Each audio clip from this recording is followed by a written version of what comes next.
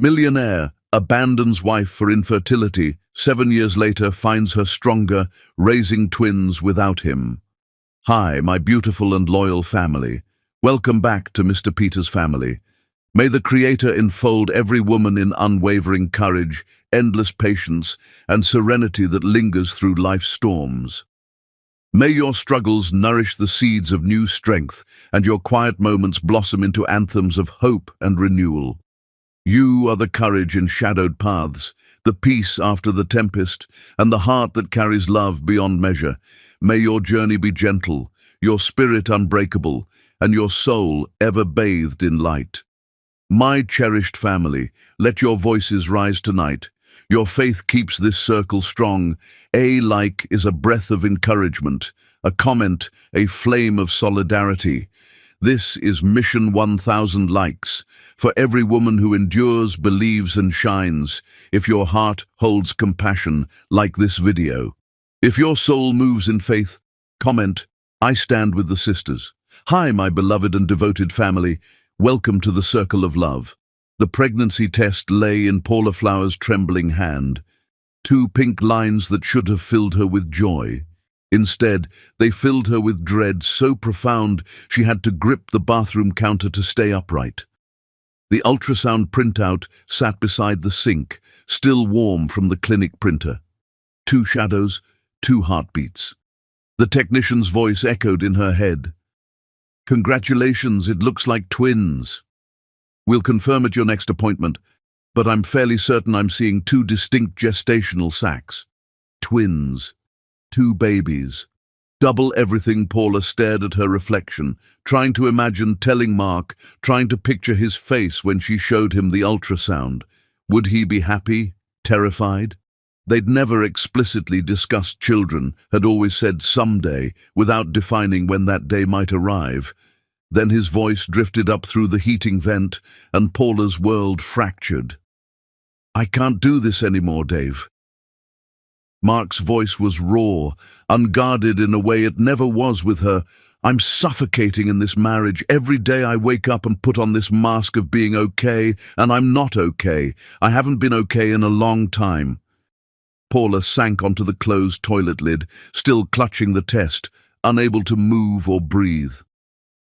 I called a lawyer today, Mark continued. Papers will be here tomorrow. I know it makes me a coward for waiting this long, but every time I looked at her face, at how much she loved our life together, I couldn't destroy that. But I'm drowning, Dave. I feel like I'm dying inside, and if I don't leave now, there won't be anything left of me. There was a pause. Paula pressed her fist against her mouth to keep from making a sound. Of course I still care about her, Mark said, his voice breaking. That's what makes this so hard. She's a good person. She deserves someone who can love this life we've built. But that person isn't me anymore. And I don't know if it ever really was. I just wish I'd been honest with myself, with her, before we got this far. Paula looked down at the pregnancy test, then at the ultrasound printout showing 2 tiny shadows that would become human beings. Her hand moved unconsciously to her flat stomach. She could tell him, right now. She could walk downstairs with this test and this photo and say, we're having twins, and watch everything change. He'd stay. She knew he would. Obligation would keep him here. Guilt would chain him to a life he clearly didn't want, and their children would grow up watching their father suffocate. They'd see it in his eyes during bedtime stories he forced himself to read. They'd feel it in hugs that came from duty instead of love. They'd learn, slowly and painfully, that they were the cage their father never wanted, but couldn't escape. Paula stood abruptly and tore the pregnancy test in half. Then quarters, then kept tearing until it was confetti in her shaking hands. She dropped the pieces in the toilet, but couldn't bring herself to flush yet. She stared at the evidence of her pregnancy floating in the water, her future dissolving into uncertainty. What was she thinking? 2 babies alone. How would she afford childcare? How would she work? The questions spiraled into panic that squeezed her chest until she couldn't breathe properly. Maybe she should tell him. Maybe obligation was better than nothing. Maybe her children deserved a father even if he was trapped and miserable. Paula fished the test pieces out of the toilet with trembling fingers, trying to fit them back together like a puzzle, as if reassembling them could reassemble her certainty. She couldn't do this alone. She wasn't strong enough. She wasn't brave enough.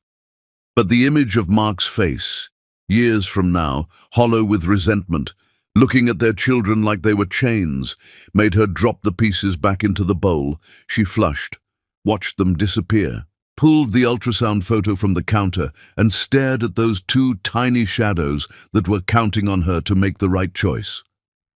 "I'm sorry," she whispered to them. "I'm so sorry your father doesn't know you exist, but I can't trap him. I won't let you grow up thinking you're a burden someone had to carry." She tucked the ultrasound deep into her pocket, buried the pregnancy test box in the trash, and splashed cold water on her face. Her reflection looked like a stranger, pale, terrified, but decided. The next morning happened in slow motion. Mark set divorce papers on their kitchen table with hands that shook visibly. His eyes were red-rimmed like he hadn't slept, and he kept starting to speak before stopping himself. "Paula," he finally managed, "I'm sorry. I know this seems sudden, but I can't. I need—" "It's okay," Paula heard herself say, even though nothing was okay. "I understand." She didn't understand. But sitting across from him, watching him struggle to explain why their marriage was suffocating him, she knew telling him about the babies would destroy all of them. Paula pulled the papers toward her and picked up his pen. Her hand hovered over the first signature line, while her mind screamed at her to stop, to tell him to not do this alone. "You should read them first," Mark said quietly. "Have a lawyer look at them. I tried to be fair, but I don't want to drag this out." Paula signed the first page before she could change her mind, then the next, then the next. Each signature felt like cutting a rope, keeping her tethered to something solid. Mark watched her sign with an expression she couldn't read. Relief? Regret? Both? When she signed the last page, Paula stood on legs that barely held her. Morning sickness churned in her stomach. Twins meant double the hormones, double the nausea. She gripped the table edge. "I'll be gone by this afternoon," she said. "Keep everything. I don't want anything that reminds me we tried and failed." She walked upstairs before he could respond, before she could see whatever emotion might cross his face, before she broke down and told him everything. Paula packed 2 suitcases with shaking hands, clothes, photos from before they met, her grandmother's jewelry, the ultrasound printout she couldn't bear to leave behind. She left everything else, wedding album, shared memories, the life they'd pretended was working. When she carried her suitcases downstairs, Mark was standing in the living room looking at their wedding photo on the mantel. His shoulders were hunched, his face buried in his hands. "Paula, wait," his voice cracked. "Can we just talk about—" "There's nothing to talk about. You want different things. You need different things. I'm not going to fight you on that." "But what if I'm making a mistake?" The words burst out of him. "What if I'm throwing away something good because I'm scared or broken or—" "Then that's your mistake to make." Paula forced her voice to stay steady, even though she wanted to scream, "Yes, you're making a mistake. We're making a terrible mistake. I'm carrying your children and you're walking away. But you can't stay out of fear of regret. That's not fair to either of us." Mark looked at her with desperate eyes. "Do you hate me?" Paula thought about the answer, about the 2 lives growing inside her that shared his DNA, about the years ahead raising them alone, explaining why their father wasn't there without poisoning them against him. "No," she said truthfully, "I don't hate you. I'm just sad we couldn't figure out how to be happy together." She walked to her car and loaded her suitcases. Mark followed, hovering nearby like he wanted to help, but didn't know if he should. "I'm sorry," he whispered as she opened her car door. "Paula, I'm so sorry." "I know you are."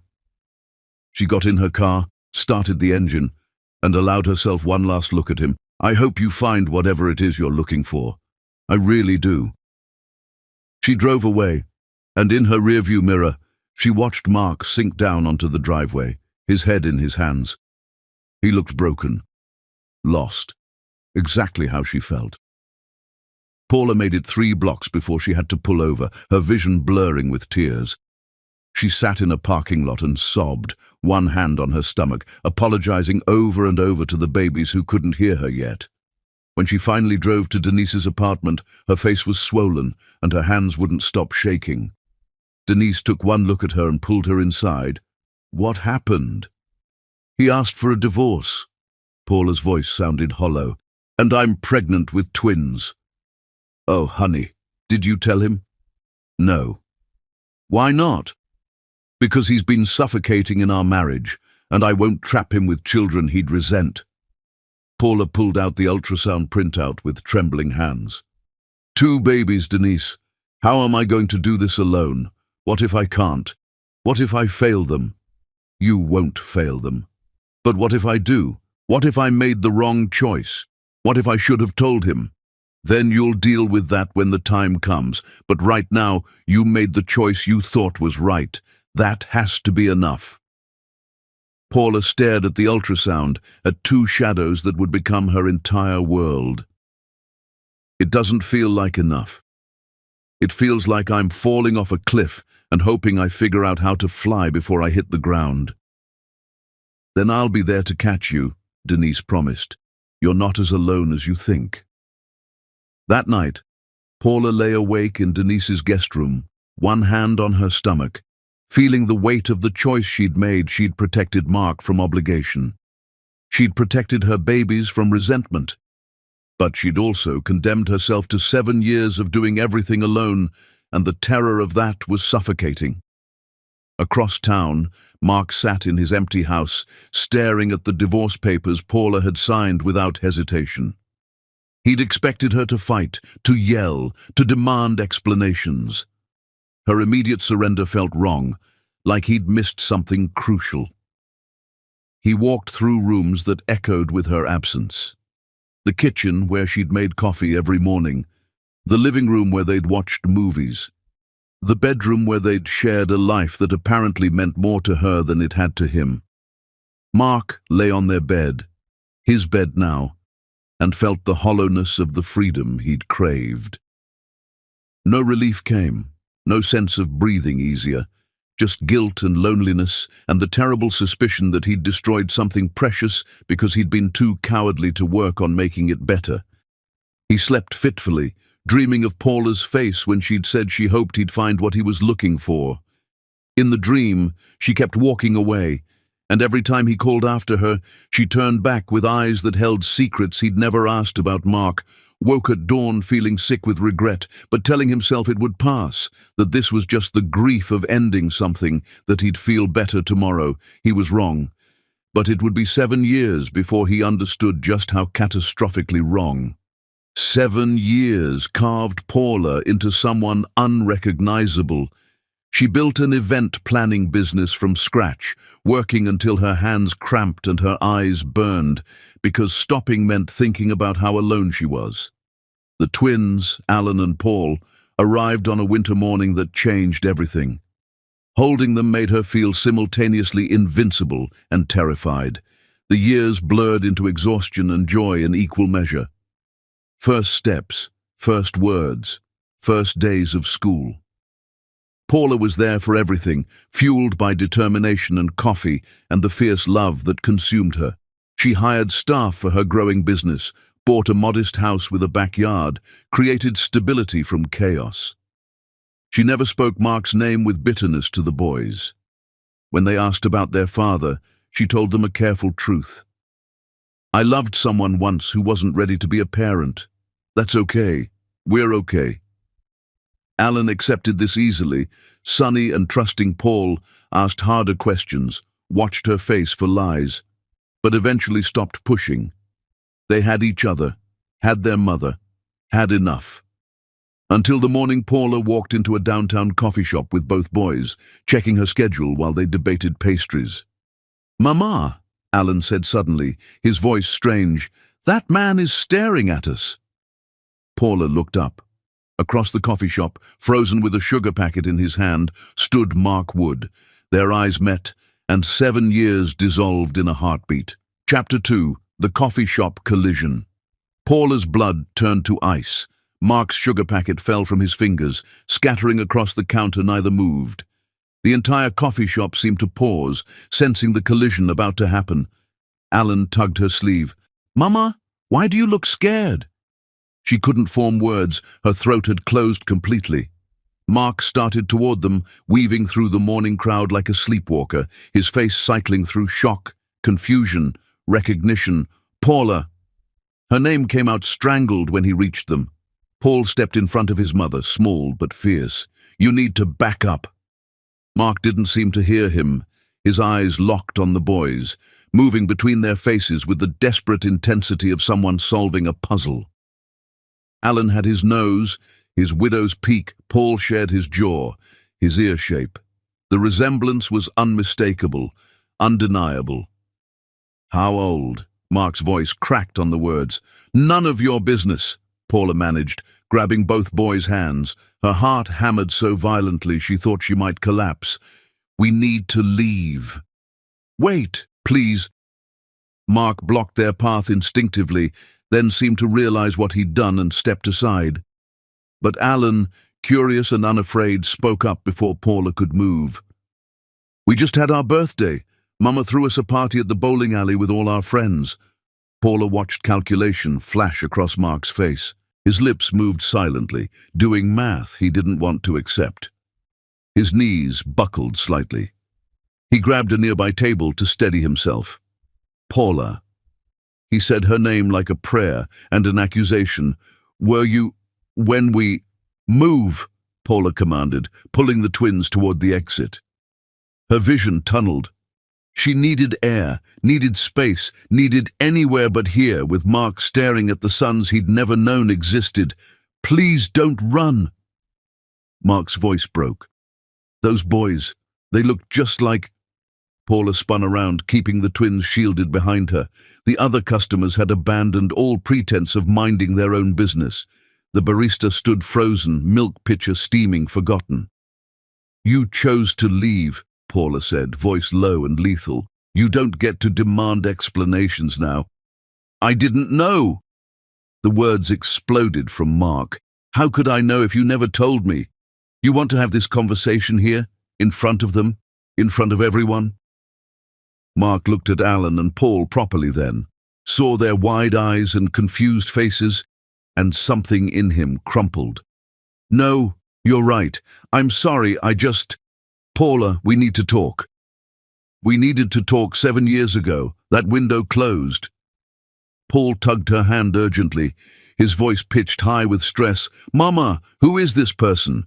Why is he so upset?"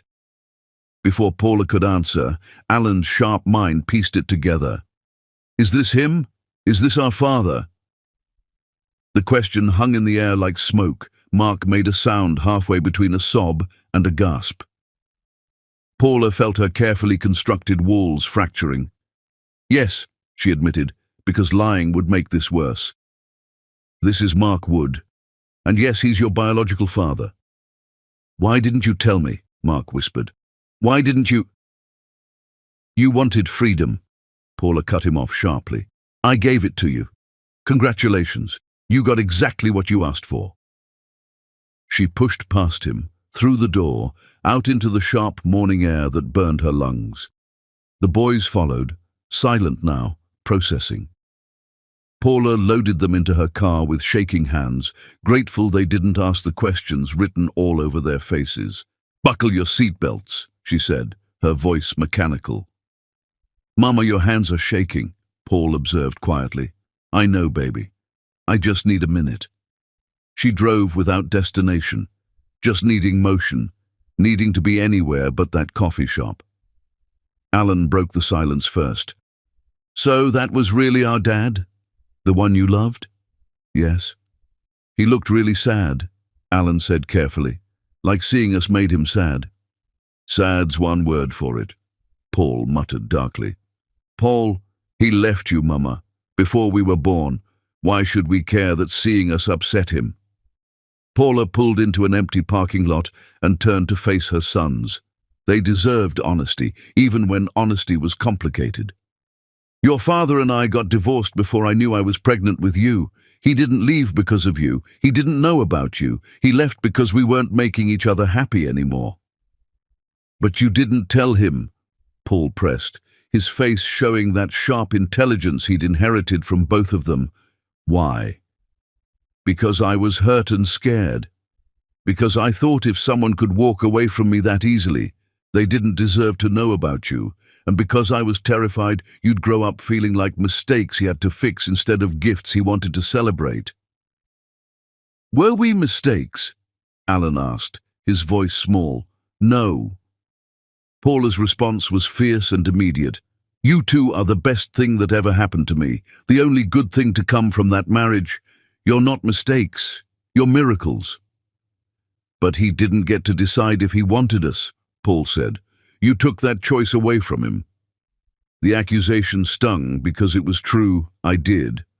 And maybe that was wrong. But it's done now, and we all have to figure out what comes next. What does come next? Alan asked. I don't know yet, but whatever it is, we decide together, all three of us. Paul's face was set in stubborn lines. I don't want to know him. He hurt you. He made you cry. I've heard you crying at night when you think we're asleep. Paula's chest tightened. She'd thought she'd hidden that from them. And I want to meet him, Alan said quietly. Is that okay, Mama? Even though he hurt you, I still want to know him. The split between her sons was agony. Both of those feelings are okay. You're allowed to feel however you feel. What do you feel? Paul challenged. Paula thought about the question about Mark's face in the coffee shop, the shock and devastation written there. About 7 years of raising these boys alone, while their father lived his life unaware. I feel angry and scared and confused, and I feel protective of you two above everything else. Her phone started buzzing in her purse. She pulled it out to find text messages flooding in from an unknown number that somehow she knew was Mark. Please, we need to talk. I'm sorry for everything. Those boys deserve to know the truth. Don't shut me out again, please. Paula turned off her phone and dropped it in her lap. That night, after putting the boys to bed, a process that took twice as long because of their racing minds and endless questions, Paula sat with Denise and tried to process the impossible. He knows, she said numbly. Mark knows about them. What are you going to do? I have no idea. Alan wants to meet him. Paul wants nothing to do with him, and I'm caught in the middle trying to figure out how to protect everyone while the ground shifts under my feet. You can't protect them from their own father forever. Watch me. Paula. No, Denise. You didn't see his face, the shock, the accusation, like I'd committed some crime by not telling him, but he's the one who walked away. He's the one who wanted freedom. I didn't owe him anything. Maybe not, but those boys deserve a chance to know him. What if he disappoints them? What if he's wonderful for 6 months, then gets bored and leaves? What if they love him and he breaks their hearts the way he broke mine? What if he doesn't? Denise countered gently. What if he's actually a good father? Paula's phone, now powered back on, buzzed constantly on the table between them. Mark wasn't giving up. Read them, Denise suggested. I don't want to. Read them anyway. Paula picked up her phone. The messages had evolved from desperate to careful to heartbreaking. I'm not asking for forgiveness, just a conversation. I saw them, Paula. I saw our sons, and I can't unsee them. I've spent 7 years thinking I made the right choice, leaving I was wrong, so completely, devastatingly wrong. Please, just tell me what I have to do. I'll do anything. Paula set down her phone, her eyes burning with tears she refused to shed. He says he'll do anything. Then make him prove it, Denise said simply. Make him work for it. Make him show he's not the man who walked away 7 years ago. And if he can't, then you'll deal with that. but you have to give him the chance to try. For Alan's sake, and maybe for yours." Paula looked at her phone, at the desperate messages from a man who'd finally realized what he'd lost. Part of her wanted to watch him suffer the way she'd suffered. Another part, the part that remembered loving him once, wanted to believe people could change. "I'll think about it," she finally said. "But Denise, if he hurts my boys, I'll destroy him. I don't care how much time has passed or how sorry he claims to be." "I know," Denise said, "and he should be terrified of that. Mama bears are the most dangerous creatures alive." Paula smiled grimly. Mark Wood was about to learn exactly how dangerous she could be. Chapter 3. The Fortress She Built. 3 weeks of siege warfare followed. Mark tried every approach. He appeared at Paula's office building, only to be turned away by Rita, her assistant, who'd taken one look at his desperate face and informed him that Ms. Flower's calendar was fully booked indefinitely. When Mark tried to argue, Rita simply picked up her desk phone and asked if he'd prefer she call building security or city police. He called Paula's cell 17 times the first day alone. She listened to his voice breaking over voicemail. "Please, just 5 minutes. That's all I'm asking." Before blocking his number, he started calling from different numbers. She recognized the desperation in his breathing and hung up before he could speak. He waited outside her office at closing time. Paula left through the parking garage, security badge already swiping her through the exit gate before Mark realized she'd slipped past him. By the time he reached the street, her taillights were disappearing around the corner. Flowers arrived at her office. Rita returned them. Letters came. Paula threw them away unopened, though her hands shook slightly with each one. But inside Paula's fortress, fractures were spreading. Alan asked about Mark every night at dinner. "Can we see him again? Just once? I want to talk to him." "Your father forfeited his right to access when he walked away," Paula said, harsher than she meant to. "But he didn't know about us," Alan pressed. "How was he supposed to care about kids he didn't know existed?" "He should have stayed with Mama in the first place," Paul shot back. "Then he would have known." "Boys!" "Maybe Mama should have told him," Alan exploded, shocking them all into silence. His face immediately crumpled. "I'm sorry. I didn't mean that. I'm sorry, Mama." Paula felt like she'd been struck. Alan was right, and hearing the truth from her own son hurt more than any of Mark's messages. "No, sweetheart, you're right." She pulled Alan close, feeling him shake against her. "I made a choice that affected all of us, and now we're all living with the consequences. I don't want him in our lives," Paul said stubbornly. "We're fine without him. We've always been fine." "What if we could be better?" Alan whispered into Paula's shoulder. The question haunted Paula through the night. Better? Could they be better with Mark in their lives? Or would he just find new ways to disappoint them? When Denise came over after the boys were asleep, she found Paula in the dark living room, staring at nothing. Still building walls. "I'm maintaining necessary boundaries." "Honey, there's a difference between boundaries and prisons. You've locked all of you inside." Paula's jaw tightened. "He doesn't get to waltz back in because he finally discovered the truth. He destroyed me, Denise. I won't let him destroy them." "What if he's changed?" "People don't change. Not really. They just get better at hiding who they are. That's fear talking, not truth. Fear has kept us safe for 7 years. Safe isn't the same as whole," Denise said gently. "Alan needs his father. Even Paul's anger is just fear wearing a mask. They deserve the chance to know Mark, and you deserve the chance to be free from carrying this alone." "I'm not alone, I have them. I have you. You have people who love you, but you're still alone with this choice you made 7 years ago, and it's eating you alive." Paula's eyes burned.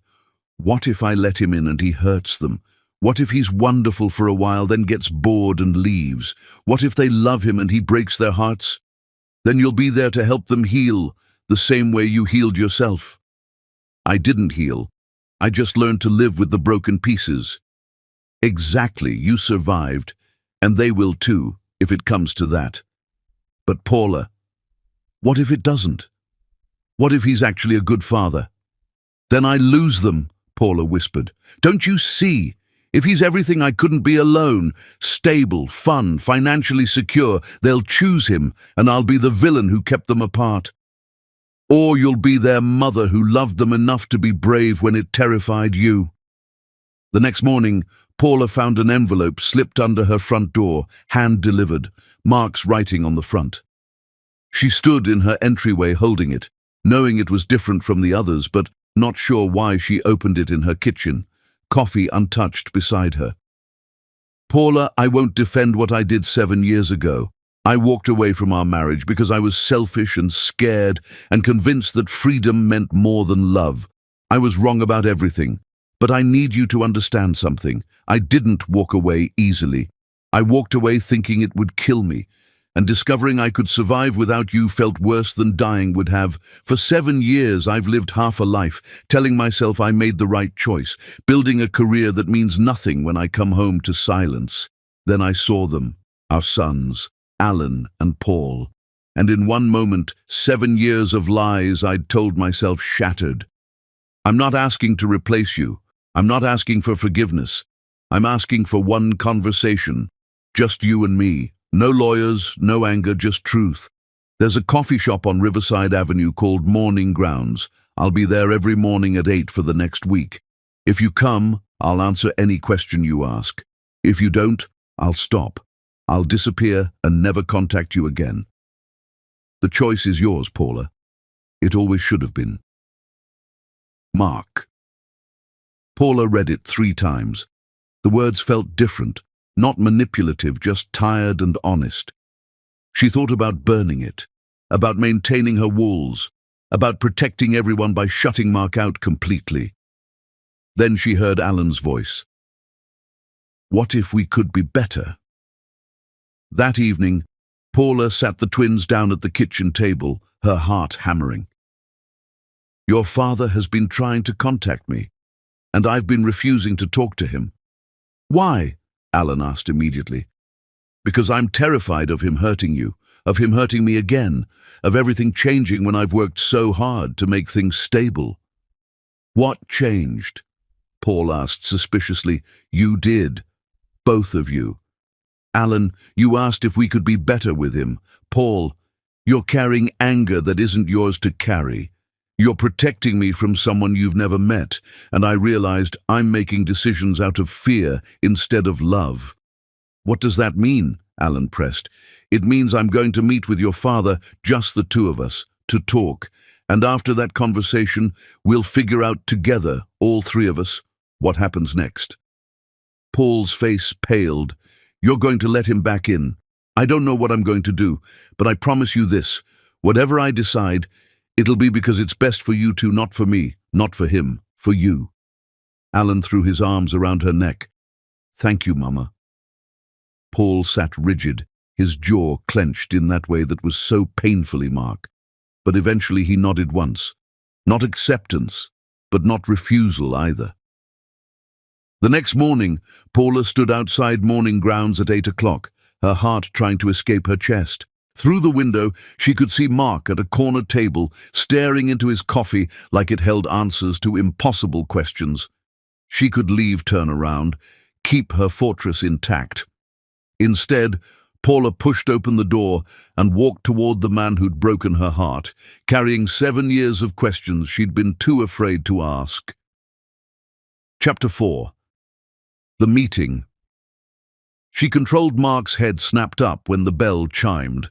The hope that flooded his face when he saw Paula was almost painful to witness. He started to rise, reconsidered, half stood anyway in an awkward motion that betrayed his nerves. Paula didn't sit immediately. She stood beside the empty chair, purse clutched in front of her like armor. I'm here. You have 30 minutes. Use them wisely. Thank you for coming. Can I get you? I don't want coffee. I want answers. Paula's voice was ice. Start with why you destroyed our marriage. Mark winced but nodded. Please sit. Please. Paula perched on the edge of the chair, coat still on, purse in her lap. Everything about her posture screamed temporary, ready to bolt.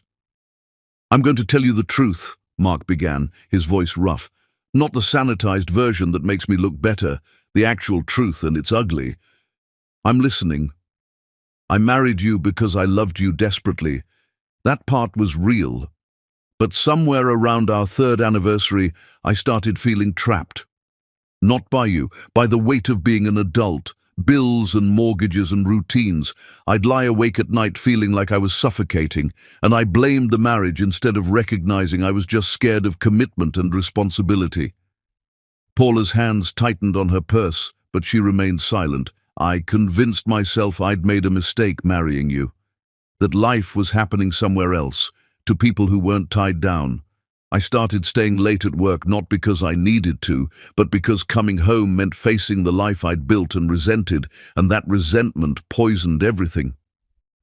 "So you ran," Paula said flatly. "I ran, like a coward. I told myself I was being honest, finally admitting we weren't happy. But Paula, you were happy.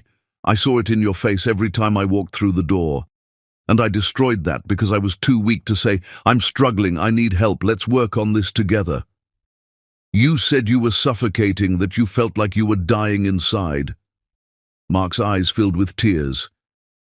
"I did feel that way, but I realize now I wasn't suffocating in our marriage, I was suffocating in my own fear and immaturity. I could have talked to you, could have suggested counseling, could have been honest about my struggles instead of checking out emotionally and blaming you for problems I created."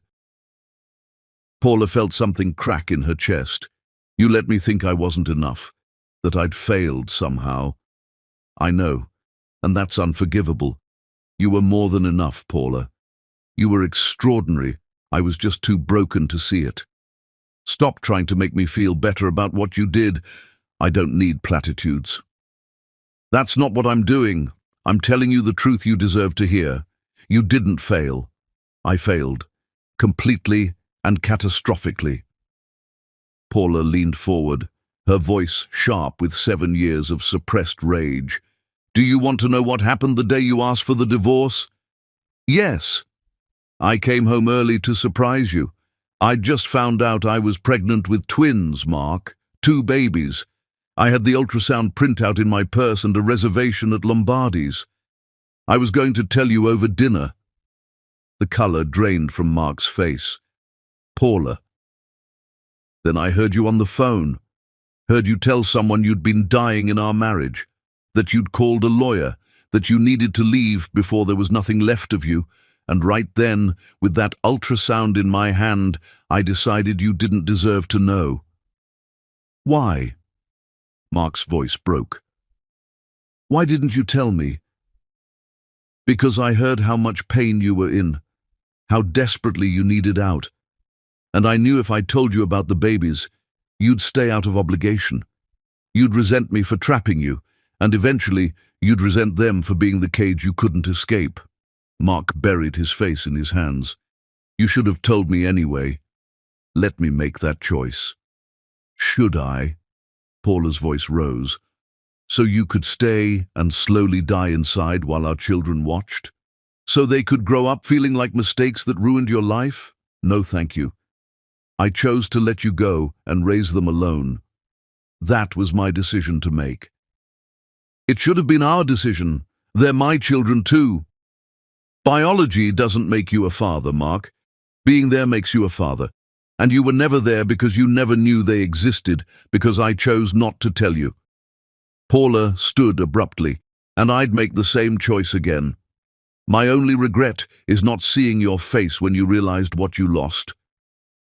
She started for the door, but Mark stood too, his voice desperate. "Wait, please. You're right to be angry. You're right about all of it. But Paula, those boys exist, and they deserve better than us fighting about decisions we can't change." Paula spun to face him. "Don't you dare lecture me about what they deserve. I've given them everything for 7 years. Where were you? Living a hollow life and calling it freedom."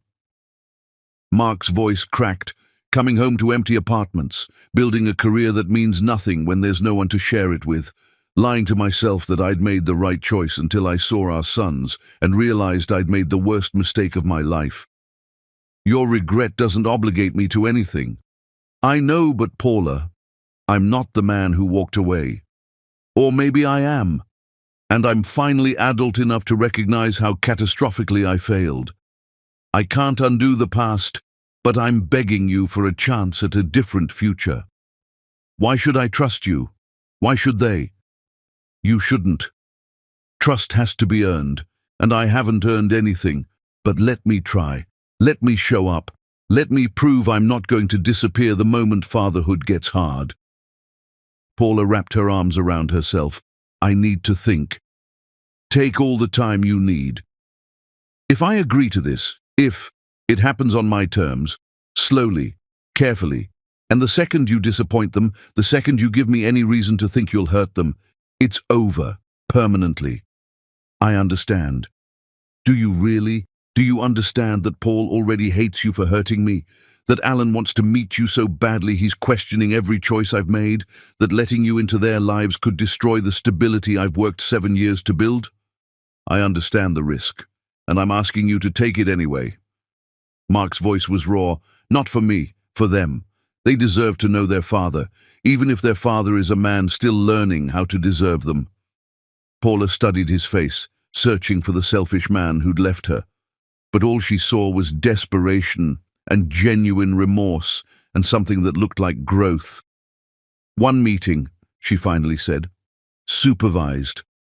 1 hour at the park, I'll be there the entire time. And Mark, if you show up late, if you treat this casually, if you hurt them in any way, you'll never see them again. I'll be there. This doesn't mean I forgive you. This means I'm putting my son's needs ahead of my anger. Don't confuse the two. I won't. Paula walked to the door, then paused without turning around. Mark, for what it's worth, I believe you're sorry. I just don't know if sorry is enough to fix what you broke. She left him standing in the coffee shop, and this time when she drove away, her hands were steady and her eyes were dry. She'd made her choice. Now they'd all live with the consequences. Chapter 5. The Boys Who Asked Questions. Paula spent an entire evening preparing for a conversation she dreaded more than facing Mark himself. She wrote note cards, threw them away, paced her kitchen until Denise physically made her sit down at the table where Alan and Paul waited with worried faces. I met with your father this morning, Paula said without preamble. Both boys froze. Alan's face lit up. Paul's darkened. And, Paul asked carefully, he wants to meet you, properly, not the accidental way at the coffee shop. When can we go? Alan asked immediately, practically bouncing in his seat. Hold on, we need to discuss this first. All three of us together before any decisions get made. What's there to discuss? Paul said, his voice cold in a way that made him sound far older than his years. He's our father, supposedly, and now he wants to play daddy because he accidentally saw us. How convenient. Paul. No, Mama. I need to say this. Paul stood, his small body vibrating with intensity. Where was he when you were pregnant? When we were born? When Alan broke his wrist falling off his bike and you couldn't leave his bedside for 2 days? When I had nightmares about monsters and you sang to me until I fell asleep? Where was he for any of that? He didn't know about you, Paula said gently, though the words tasted like ash. Because you didn't tell him why. What did he do that was so terrible you couldn't even tell him you were having his children? The question hung between them, demanding an answer Paula had hoped to avoid giving. He asked for a divorce the same day I found out I was pregnant with you both. Paula took a shaky breath. And instead of telling him and watching him stay out of obligation, I chose to let him go. I chose to protect you from growing up with a father who resented you. That wasn't your choice to make, Paul's voice cracked. You took away his right to decide. You took away our right to have a father. Alan was crying silently, tears streaming down his face. Why would you do that, Mama? Paula felt her heart break cleanly in two, Because I loved you both before you were born. Because I heard your father tell someone he was dying in our marriage that he needed to escape. And I wouldn't trap him with children he never chose. I thought I was protecting you. From what? Paul demanded. From feeling unwanted. From watching your father suffocate under the weight of obligations he never asked for. From growing up knowing you were the cage he couldn't escape. Maybe he would have loved us, Alan whispered. Maybe if you'd told him, everything would have been different. Maybe. Or maybe he would have stayed and grown to hate all of us. I made a choice with imperfect information and impossible circumstances. It might have been the wrong choice, but it was the one I could live with. Paul sank back into his chair, anger deflating into something sadder. I don't know if I can forgive you for that. I know, and that's okay. You're allowed to be angry at me. Paula reached for his hand, relieved when he didn't pull away. But I need you to understand, everything I did because I loved you. That doesn't make it right, but it makes it true. I want to meet him, Alan said through his tears. Even if he messed up, even if you messed up, I still want to know him. Is that okay? Of course it's okay, sweetheart. I'll go too, Paul said reluctantly. Not for me, for Alan.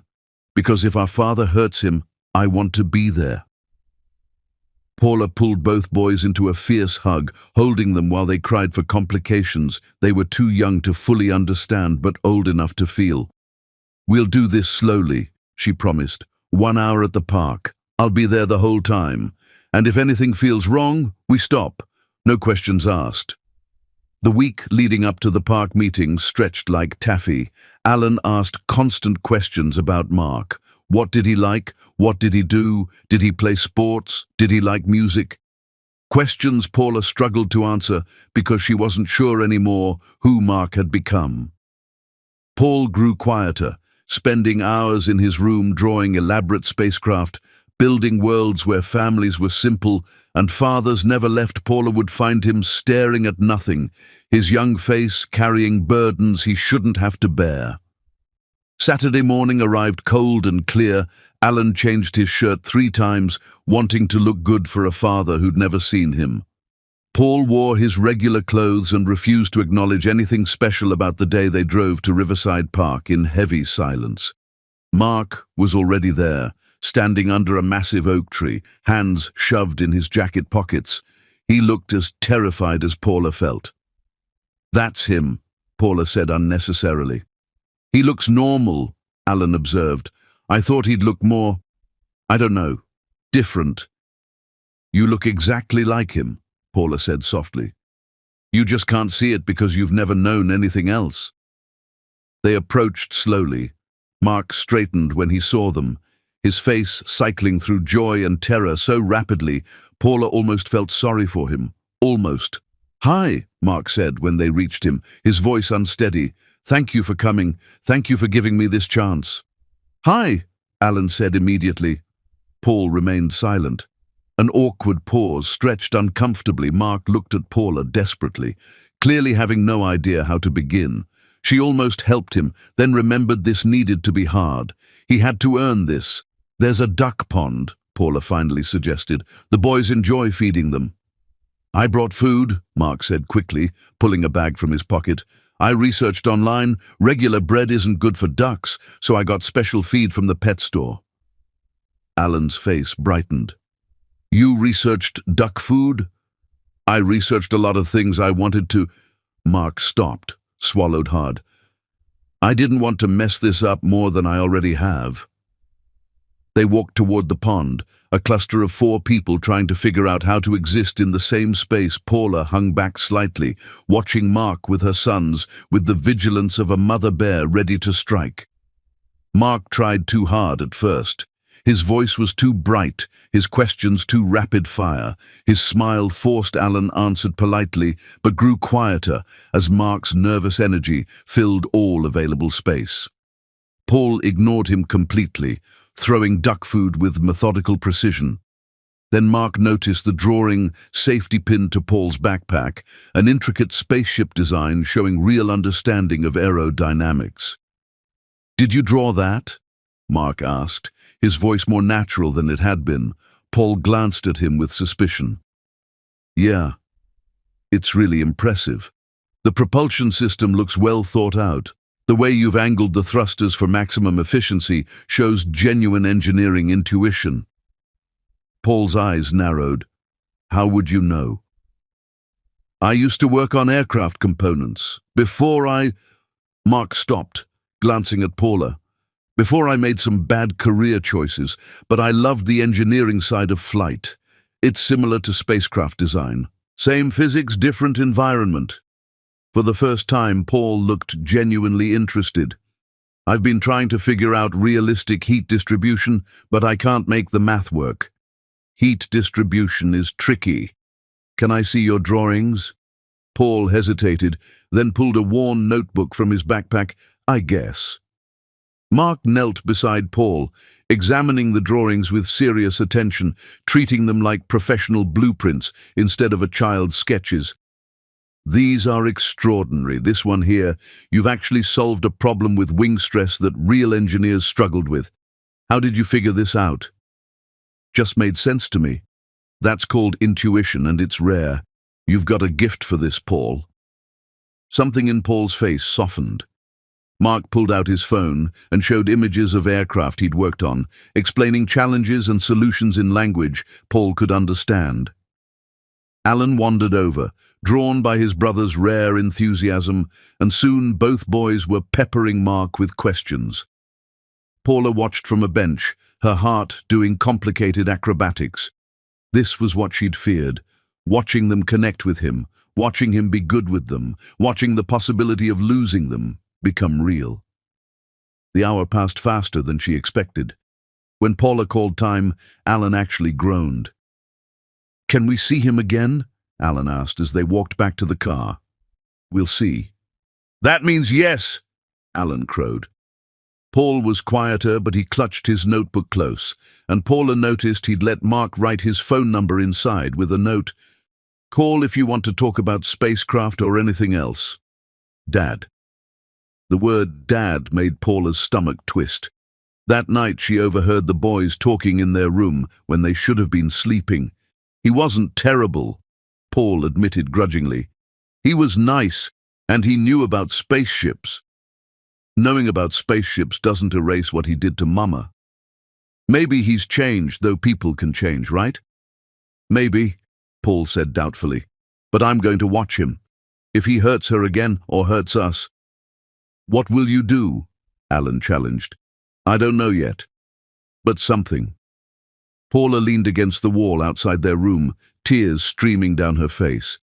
Her boys were navigating impossible waters she'd poured for them, and she wasn't sure anymore if she'd saved them or damaged them beyond repair. Chapter 6. The Truth. Paul uncovered 3 visits became 4, then 5. Mark showed up consistently, never late, never cancelling, always prepared with thoughtful activities. He brought Alan a vintage guitar pick from a musician he'd met at a conference. He brought Paul a university-level aerospace engineering textbook marked with pages he thought Paul would find interesting. Paula remained vigilant, watching for signs of waning interest, waiting for the inevitable disappointment. But weeks passed, and Mark kept appearing. Then Paula came home from work early one afternoon to find Paul in her home office, surrounded by papers from her file cabinet, tears streaking his face. "Paul, what are you doing in here?" Her son looked up, clutching divorce papers in his trembling hands. "Why did you give him everything?" Paula's stomach dropped. "How did you get those? That cabinet is locked." "I picked it with a paperclip. YouTube taught me." Paul's voice shook with emotion. "Mama, these papers say you gave up the house, your rights to anything he owned. You asked for nothing. Why would you do that?" Paula sank into her office chair, the weight of her past crushing down. Those are private documents, Paul. Adult matters you shouldn't be reading. I can read fine. I understand numbers. It says here you could have gotten support payments. It says if he remarried within a certain time frame, you'd get money. Did he remarry? No. So you got nothing. You raised us completely alone. And I remember... Paul's voice cracked. I remember you crying at the kitchen table late at night going through bills. I remember you saying we couldn't afford things, and the whole time you could have made him help you? Paul, it's more complicated than— Stop saying that! Paul shouted, his control shattering. Stop protecting him. He left you pregnant and alone, and you still gave him everything. Why? Paula pulled her son onto her lap, even though he was getting too big for it, holding him while he cried angry, confused tears that soaked through her shirt. Because I was hurt and proud and stupid, she said quietly. Because I wanted a clean break. Because I thought if I took his money, I'd be tied to him forever, and I needed to be free of him completely. But you had us. You needed help. I needed my dignity more. And yes, maybe that was selfish. Maybe I should have swallowed my pride and taken what I was entitled to for your sake. But I didn't want anything from him, Paul. Not his money, not his guilt, not his obligation, just freedom. Paul pulled back to look at her. You're the strongest person I know, Mama. But that doesn't mean you should have had to be strong alone. I wasn't alone. I had you and Alan. We were babies. We needed you, but you needed help too. Paul's face crumpled again. I wish you'd asked for help. I wish you'd made him pay for what he did. Revenge wouldn't have made our lives better, it would have just kept me angry. And I was already so angry, Paul. I needed to let it go to survive. Are you still angry? Paula thought about the question. Sometimes, but mostly I'm just tired of carrying it. Do you still love him? The question pierced straight through her defenses. Why do you keep asking me that? Because you look at him sometimes when he's with us, and your face gets soft, like you're remembering something that didn't hurt yet. Paula's throat closed. What I feel about your father is complicated, but it doesn't matter because it does matter, Paul interrupted. If you still love him, maybe you can forgive him. And if you can forgive him, maybe this whole mess can turn into something good. Life isn't a fairy tale, baby. Sometimes broken things stay broken. But you taught me that making things right is harder than not breaking them in the first place, remember? When I broke Alan's toy and felt terrible, you said fixing things shows more character than never breaking them. Paula laughed through sudden tears. I can't believe you're using my own wisdom against me. I learned from the best. That evening, Denise came over to help Paula process the afternoon's events. He found the divorce papers, Paula said, still shaken. He knows I took nothing. What did you tell him? The truth. That I chose freedom over money, dignity over revenge. How'd he take it? Better than I feared, worse than I hoped. He's trying to understand why I made the choices I made. They both are, and I don't have good answers anymore. What are your feelings about Mark now? Denise asked gently. Real talk, no deflection. Paula was quiet for a long moment, staring at her hands. I don't know. I've been so angry for so long I forgot how to feel anything else. But watching him with the boys, seeing how hard he's trying, it's confusing. He's not the man who left me. Or maybe he is, and I'm just seeing a side of him I never knew existed. Do you still love him? That's what Paul asked.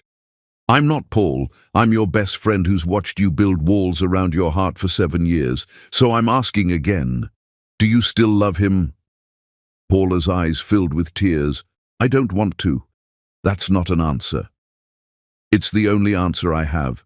Because if I admit I still love him, then I have to face the possibility of being hurt again. And I can't survive being hurt like that again, Denise. I barely survived the first time. The next Saturday, during their park visit, Paul brought up the divorce papers directly, shocking everyone. I found Mama's divorce papers. Paul announced while they sat on a bench eating ice cream. Alan's eyes went wide. Mark froze, his cone halfway to his mouth. "Paul," Paula started. "No, Mama, he needs to know what you sacrificed." Paul turned to Mark, his young face fierce. "She gave up everything, the house, money, support payments, everything. She could have made you pay for abandoning her, but she didn't. She just walked away and started over with nothing except us." Mark's face had gone ashen. "Paula, and she never once said anything bad about you to us," Paul continued relentlessly. "Not once. Even when we asked why we didn't have a father like other kids, even when things were hard, she protected you. Can you say the same about her?" The accusation hung in the air. Mark set down his ice cream, his hand shaking. "No," he said quietly. "I can't, because I never talked about your mother at all. I buried the memory of her because facing what I'd done hurt too much, which means I was selfish even in my regret." "At least you admit it," Paul said. "Paul, sweetheart, this isn't productive." Paula tried again. "Someone needs to say it. Someone needs to make sure he understands what he's asking from us. He wants to be our dad, but showing up for a few weeks doesn't erase 7 years of nothing." Mark nodded slowly, accepting the hit. "You're right, Paul, it doesn't. And maybe nothing I do will ever be enough. But I'm going to try anyway. Not because I think I can earn forgiveness, but because you deserve a father who shows up, who admits when he's wrong, who puts your needs ahead of his comfort." "Those are just words," Paul said skeptically. "Then watch my actions. Judge me on what I do, not what I say." Alan, who'd been quiet through the exchange, finally spoke. "I think we should give him a real chance, Paul, not just supervised visits. A real chance." "Why?" Paul demanded. "Because Mama did. She brought us here even though it terrified her. And Mama's the smartest, bravest person I know. If she thinks there's hope, maybe there is." Paul looked at his mother. "Is there hope?" Paula met Mark's eyes across the boys, seeing desperation and determination, and something that looked almost like love. Not for her, or not just for her, but for the possibility of redemption. "I think people can surprise you," Paula said carefully. "They can grow and become better than they were. Whether your father does that, whether he earns the right to be in your lives, we have to wait and see." "That's not a real answer," Paul muttered. "It's the most honest one I have." Mark's phone buzzed insistently. He glanced at it, silenced it without reading. "That's the 4th call you've ignored," Paula observed. "Work. It can wait. This matters more." Something in Paula's chest shifted at those words. The Mark she'd known would have answered every call, every text, prioritizing career over everything. This Mark was different, or trying to be. When they parted that afternoon, Paula felt lighter somehow. Truth had been spoken, pain had been acknowledged, and somewhere in the mess of it all, healing had maybe finally, genuinely begun. Chapter 7. The Apology That Wasn't Enough.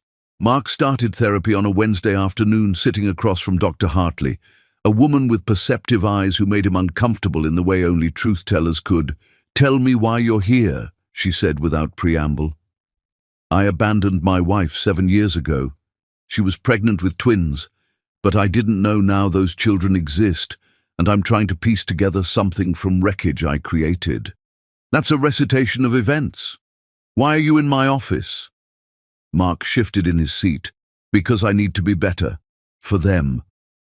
And for yourself." The question lodged uncomfortably in his chest. Over the following weeks, Dr. Hartley pulled apart his motivations like a master mechanic diagnosing a failing engine. She made him examine why he'd run, what he'd been running from, and, most painfully, whether he was capable of staying when life inevitably got hard again. "You felt trapped," Dr. Hartley noted during their 5th session. "By what exactly?" "Adulthood, responsibility, the mundane weight of an ordinary life. So you destroyed your marriage because you were afraid of being average?" Mark flinched. That sounds pathetic. It sounds human, but most people don't blow up their lives because they're scared of routine. What made you different? I don't know. Yes, you do think harder. Mark sat with the question, letting it turn over in his mind until something painful surfaced. I watched my father work 60 hours a week for 40 years. He was miserable but stayed because that's what you did. When he retired, he lasted 3 months before dying of a heart attack. I spent my whole life terrified I'd become him, trapped in a life that killed me slowly. So you ran before you could be trapped? Yes. Even though Paula wasn't your father, and your marriage wasn't his job, and you had choices he didn't. I didn't see that then. I just saw the trap closing. And now I see I traded one cage for another. I built a successful career, but come home to nothing. I'm free, but completely alone. Turns out the trap wasn't marriage. It was fear. That realization changed something fundamental. Mark left therapy and went home to write. Not an email or text, but a real letter on actual paper, because words this important deserved permanence. He wrote for hours, filling pages with truths he'd never said aloud. He wrote about the specific ways he'd failed Paula, about checking out of their marriage while she kept trying, about letting fear poison what they'd built, about the company she'd helped him start in their early years, her ideas, her belief in him, her unpaid labor that had made his success possible. When he finished, dawn was breaking.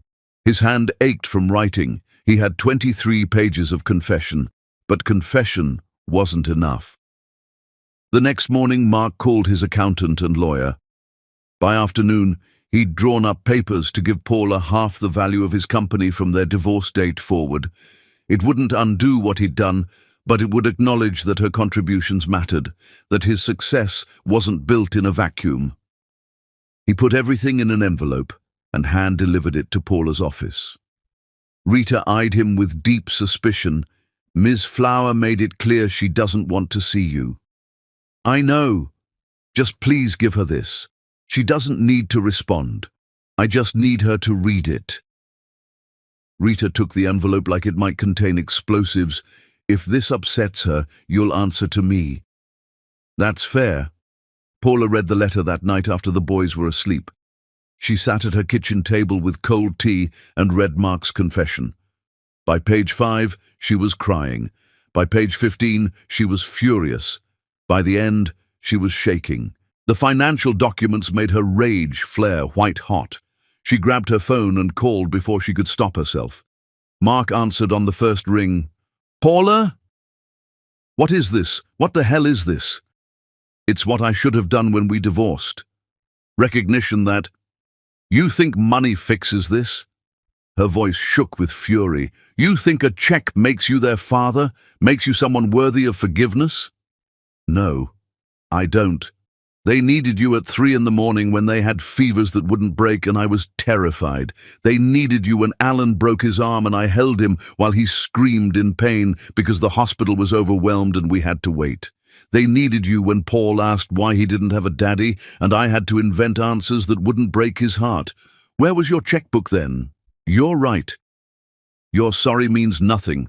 Sorry doesn't give them back what you took. Sorry doesn't erase missed birthdays and school plays and bedtime stories. Sorry is just a word people say when they finally realize what they lost and want to feel better about losing it. I know, Mark said quietly. God, Paula, I know. I'm not trying to buy forgiveness. I'm trying to acknowledge that my success was built partly on your foundation, and you deserved compensation for that. This isn't about the boys. It's about debts owed to you. I don't want your money. I never wanted your money. I wanted a partner who wouldn't abandon me when life got hard. I know, and I failed at that completely. But I can't go back and be that partner. All I can do is try to be someone better now. Paula was crying, angry tears that wouldn't stop. I hate you for what you took from us. I hate myself too, every single day. There was a long silence. Paula could hear Mark's ragged breathing on the other end. The boys asked if they could spend a whole day with you, Paula finally said. Unsupervised. Alan suggested it. Paul agreed. And I'm terrified to say yes, because what if you let them down? I won't. You can't promise that. Nobody can promise that. You're right. But Paula, I'm asking you to trust me anyway.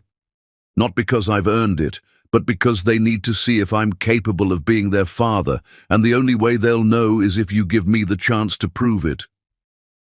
Paula's grip on the phone tightened. One day, all day, but I'm checking in multiple times. And Mark, if you disappoint them, if you let them down in any way, I will end this permanently. I understand. I don't think you do, but you're about to find out what happens when you betray Mama Bear's trust twice. Paula hung up without saying goodbye.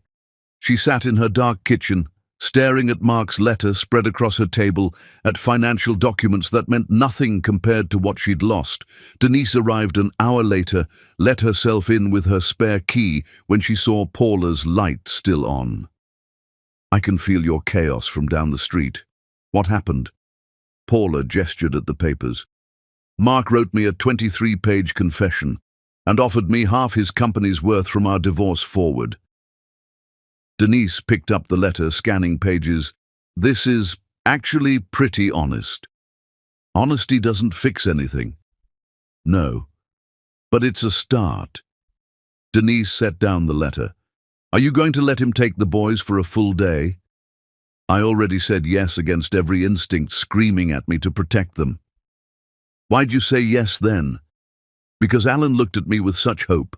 Because Paul needs to see for himself whether Mark is worth knowing, because I'm exhausted from making every decision alone. Paula's voice broke. And maybe because some small, stupid part of me wants to believe he's really changed. That's not stupid, that's hopeful. There's a difference. That Saturday, when Mark arrived to pick up the boys, he looked at Paula with something like awe. Thank you for trusting me with them. I don't trust you, but I trust them. Don't make me regret this. I won't.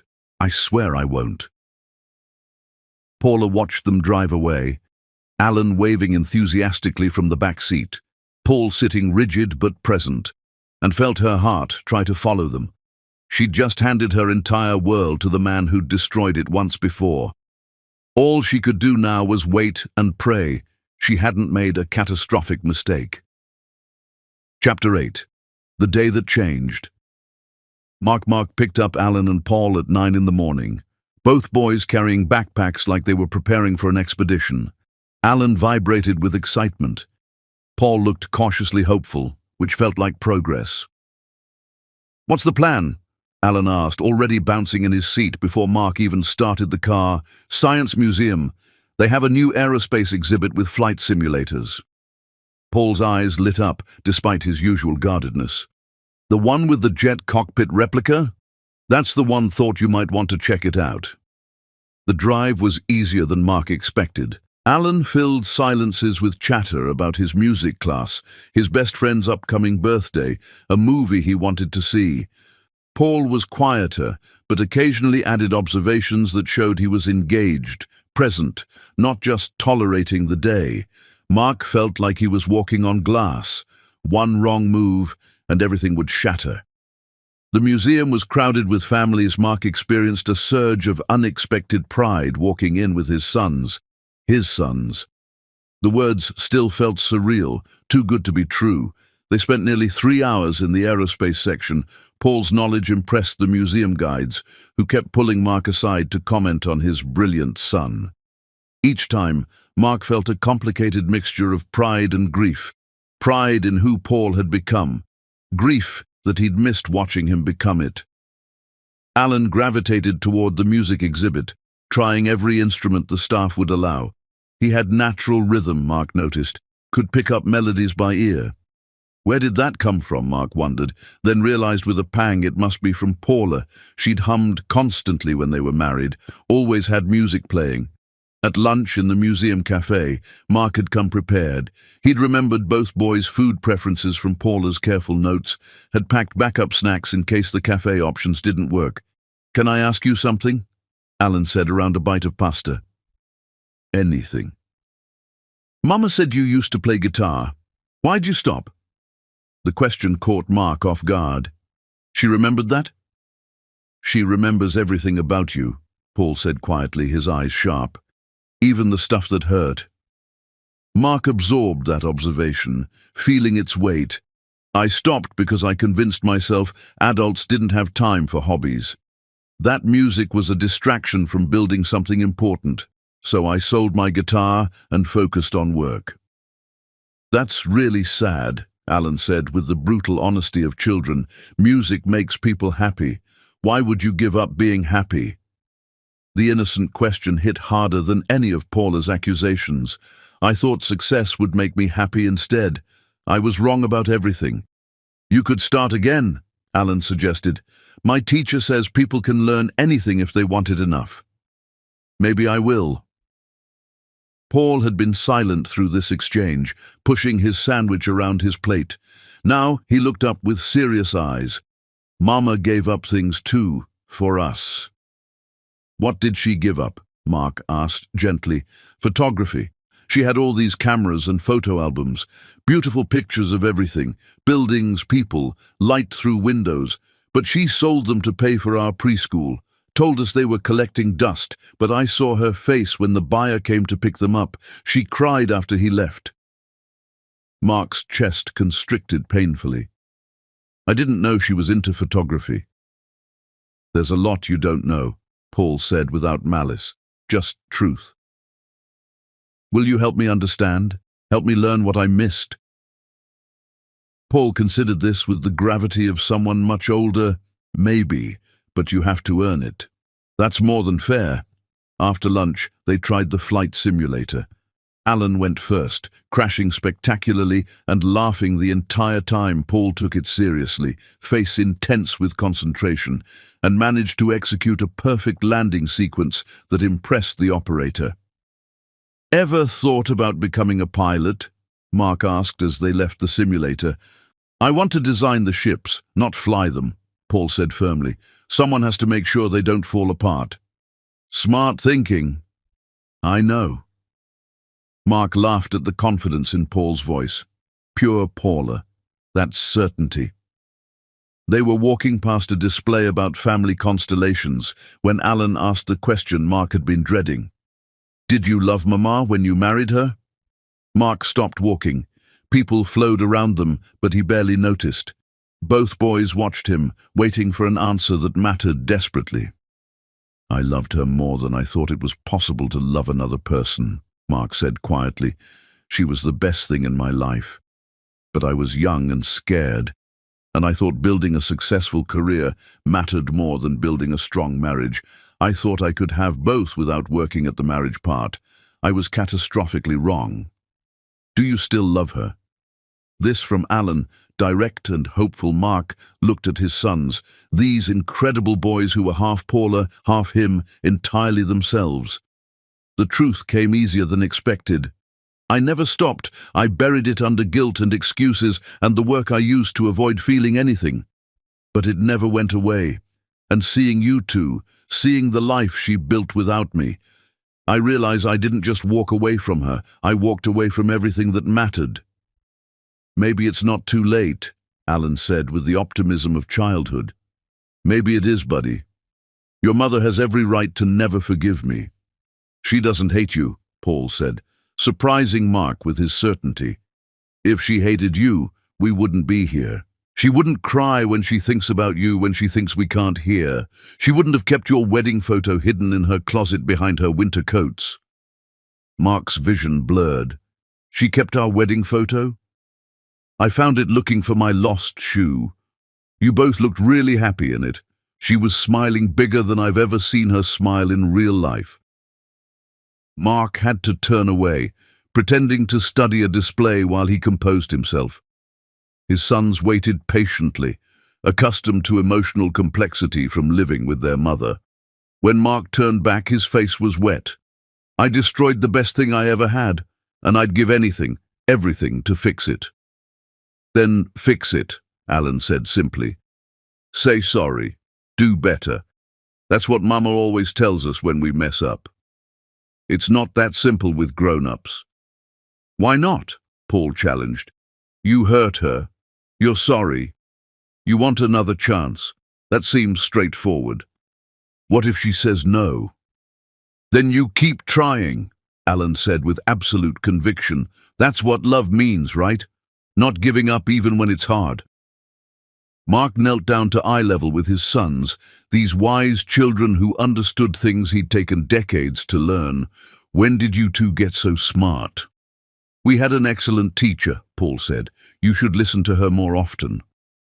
The rest of the day passed in a blur of exhibits and conversations that felt important. Mark learned about Alan's dream of starting a band with his friends.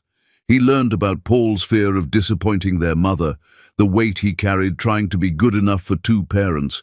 He learned about their lives in intimate detail, grateful and devastated in equal measure. When Mark dropped them home that evening, Paula was waiting on the porch. Both boys ran to her immediately, talking over each other.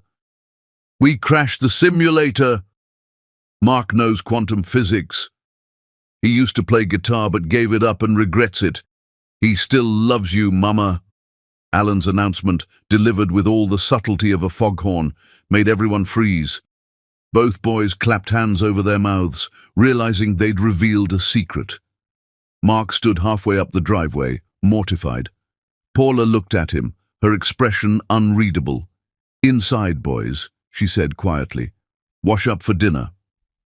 They scurried inside, leaving Mark and Paula alone in the fading evening light. They told you that, Paula said. Not a question. Alan asked directly. I couldn't lie to them. What did you say? Mark walked closer, stopping at the bottom of her porch steps. The truth. That I never stopped loving you. That I buried it under guilt and stupidity. That I'd give anything to fix what I broke. You can't fix this. Too much damage. Too much time. I know.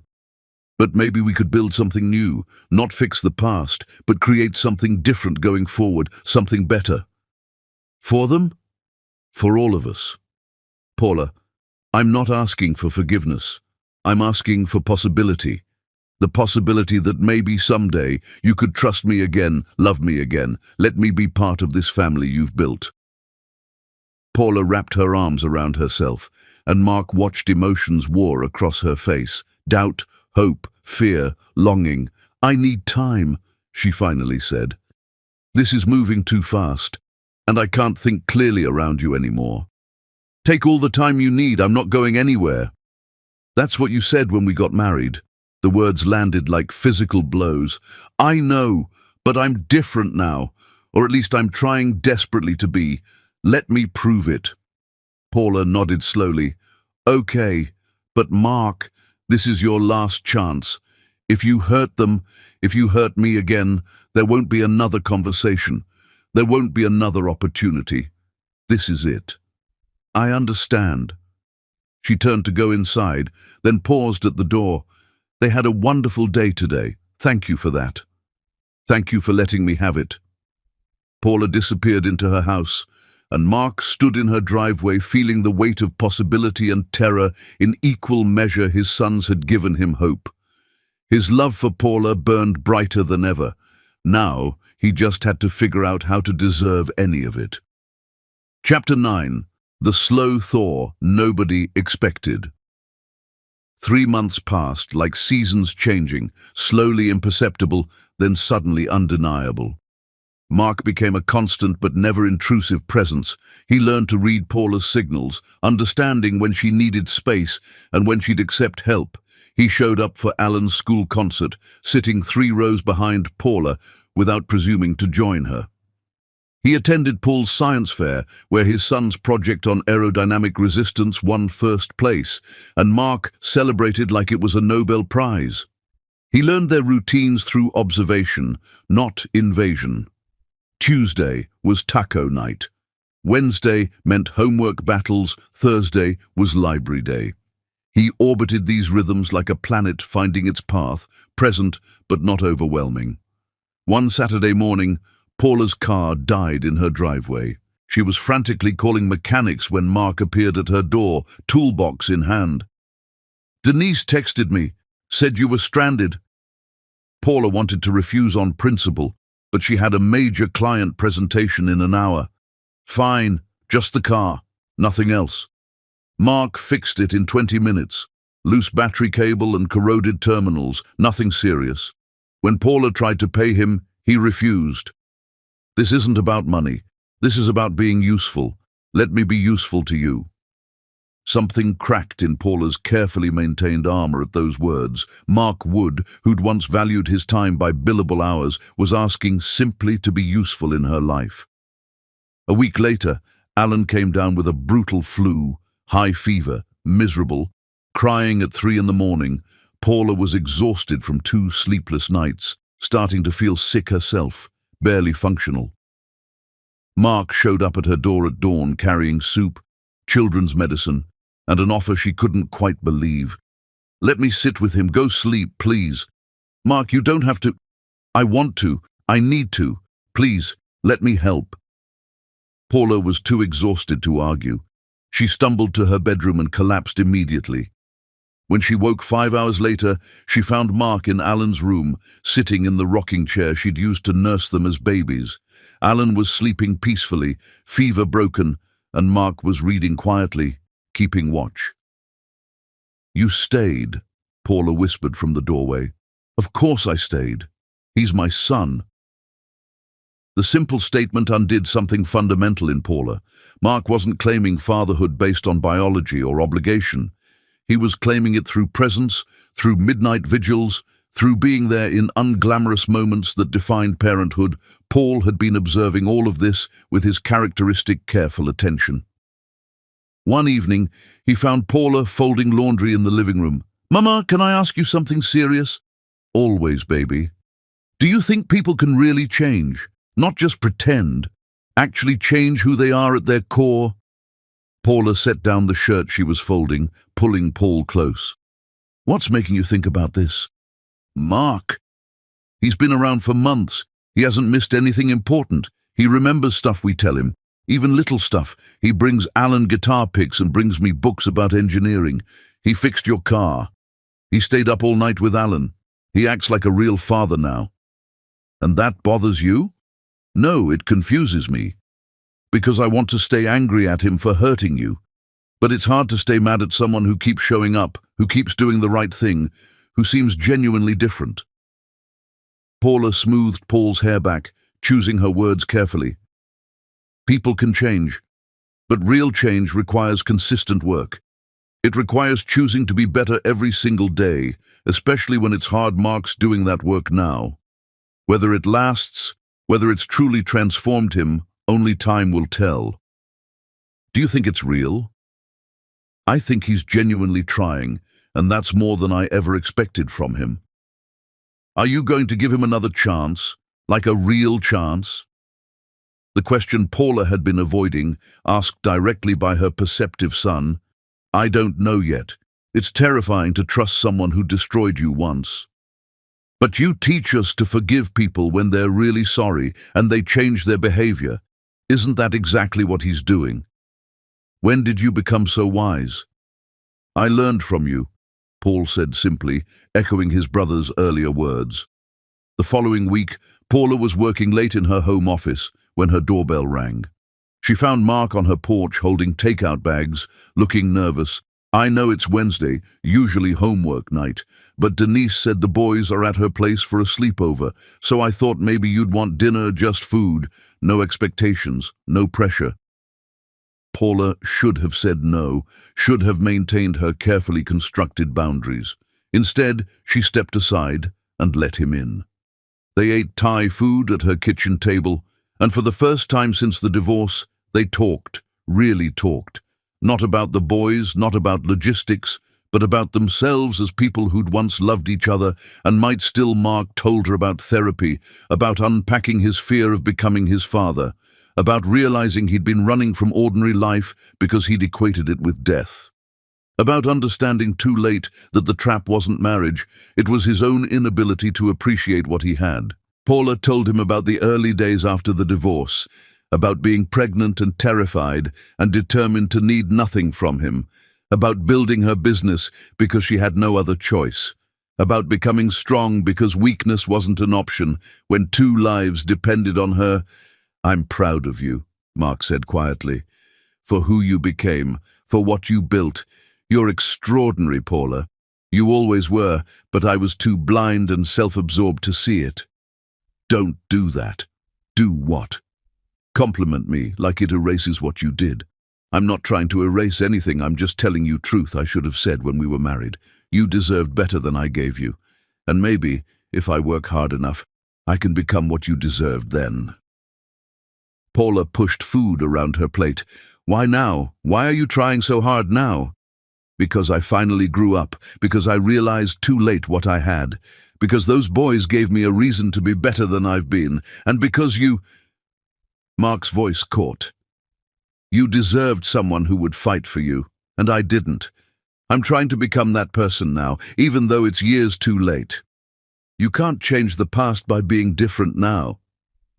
"No, but I can acknowledge the past and build toward a different future, if you'll let me try." Paula looked at him, really looked, and saw something she hadn't seen in their marriage: humility, genuine remorse, growth earned through pain. "I don't know if I can trust you not to run when things get hard again.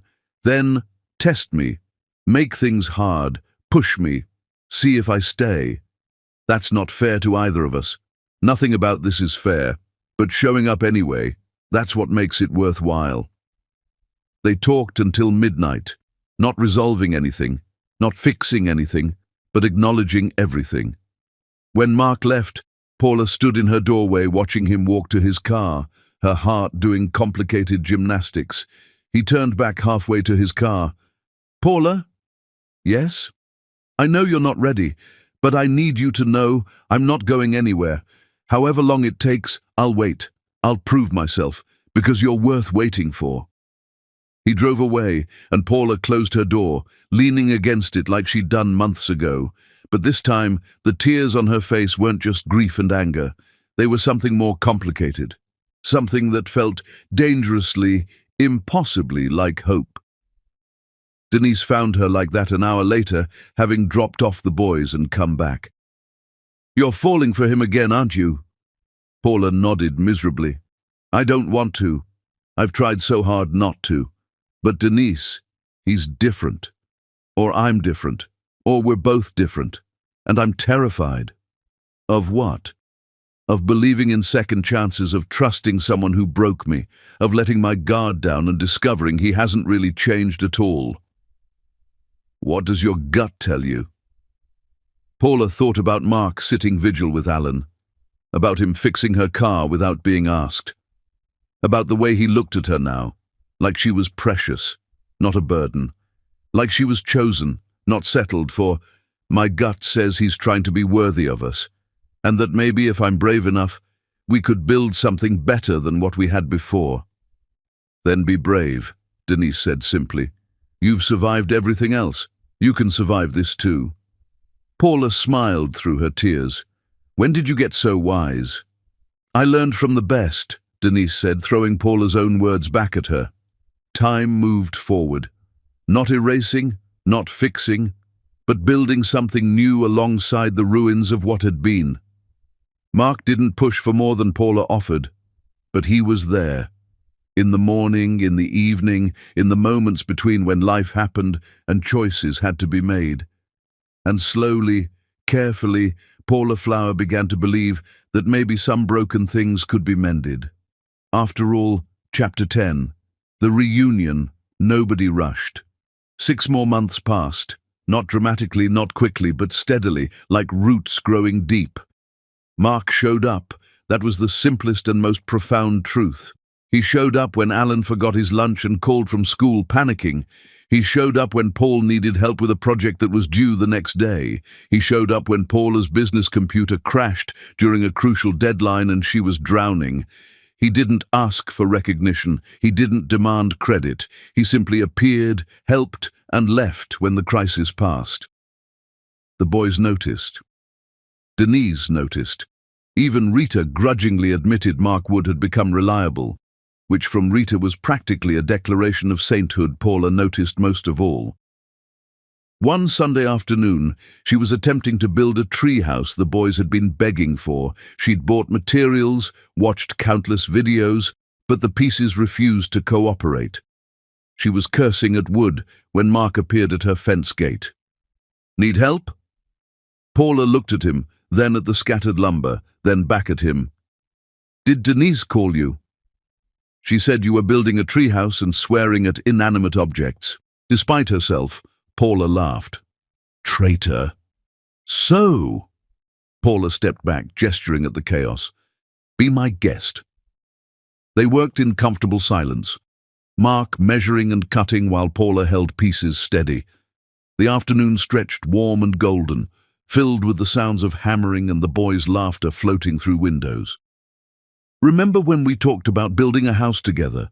Paula asked suddenly, Mark's hand stilled. "You wanted a big kitchen. I wanted a workshop. We picked out paint colors and argued about flooring. Then I threw it all away." Mark set down his hammer. "I'm sorry, Paula, for that and everything else." "I know you are." They finished the treehouse as the sun set, painting the sky in shades of fire. When they called the boys outside, Alan and Paul's faces lit up with pure joy. "Can we all go up?" Alan begged. "It's big enough," Paula confirmed. The four of them climbed into the treehouse, cramped and slightly crooked but solid. They sat in a circle, legs tangled, watching stars emerge through the leaves above. "This is perfect," Paul said quietly. Mark looked at Paula across their sons. "Thank you for this, for everything." Paula didn't respond, but her expression softened in the dimming light. Months continued to unfold. Mark and Paula started having coffee after school drop-offs. Then coffee became lunch. Then lunch became dinner at restaurants where they'd once eaten when they were young and believed love was simple. They were dating, Paula realized with shock. Dating like people getting to know each other, building something new on foundations of the old. "Is Mark your boyfriend now?" Alan asked one morning with characteristic bluntness. "I don't know what he is." "He loves you," Paul stated matter-of-factly. "And you love him. We can tell." "It's complicated." "Why do adults make everything complicated?" Alan complained. "Because we have history mistakes to overcome." "But you're overcoming them, right?" Paul pressed. "You're trying?" "We're trying." "Then that's what matters." One evening, while the boys were at a friend's house, Mark appeared at Paula's door with daisies. Not roses or anything grand, just daisies, which had always been her favorite. "Come with me, trust me."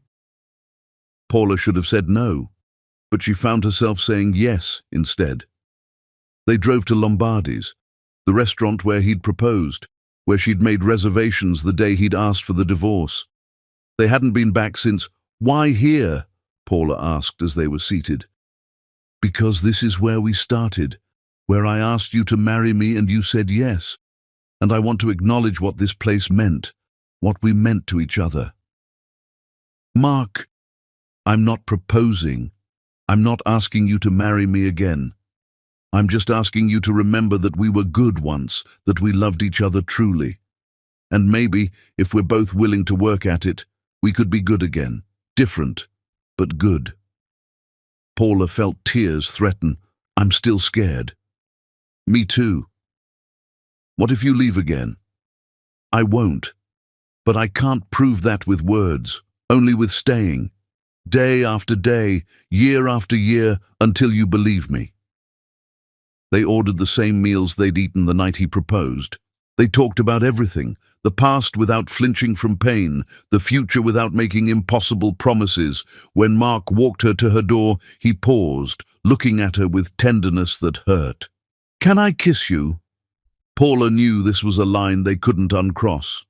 Knew that kissing him meant truly trying, truly opening herself to him again. It would be safer to refuse. She kissed him instead. It wasn't like their first kiss or their wedding kiss. It was something entirely new, tentative, hopeful, real. When they pulled apart, both were crying. "I'm still scared," Paula whispered. "I know I'll prove myself worthy of your fear. Every day, I promise." Time moved forward. Mark didn't move in, didn't push for more than Paula offered. But he was there, mornings, evenings, moments between when life happened. They went to couples therapy together, unpacking baggage and rebuilding trust, brick by careful brick. They had hard conversations about boundaries and expectations. They learned each other again, differently this time, with eyes wide open. The boys watched their parents fall in love like adults, messy, complicated, beautiful in its imperfection. One morning, Paula woke to find Mark asleep on her couch. He'd come over late to fix a leaking pipe and fallen asleep watching television. She stood in her doorway watching him breathe and realized the fear had lessened, not disappeared, but become something she could carry. She loved him, still, again, always. When Mark's eyes opened and found her watching, he smiled, the real smile she remembered from when they were young. Morning. Morning. "I love you, Paula. I'll love you better this time. I swear it. I know you will. Because if you don't, I'll kill you myself." Mark laughed and Paula joined him. And somewhere in her kitchen, the coffee maker beeped that morning had arrived. They didn't rush into anything, no immediate moving in together, no quick remarriage. Instead, they dated properly, building something real on foundations of honesty and hard-won trust. The boys watched their parents choose each other daily, and learned what healthy relationships looked like. Not perfect, but committed. Not without mistakes, but with grace for repair. Months later, Mark and Paula stood together while the boys played in their crooked treehouse, and Mark took her hand. "I don't deserve you or them, but I'm going to spend the rest of my life trying to." Paula squeezed his hand back. "Good, because we're worth the effort." And in that moment, with her sons laughing above them and the man she'd loved and lost and loved again beside her, Paula Flower understood something profound. Some endings were really just difficult beginnings in disguise. The future stretched ahead, uncertain but possible. And for the first time in 7 years, Paula let herself believe that possible might be enough.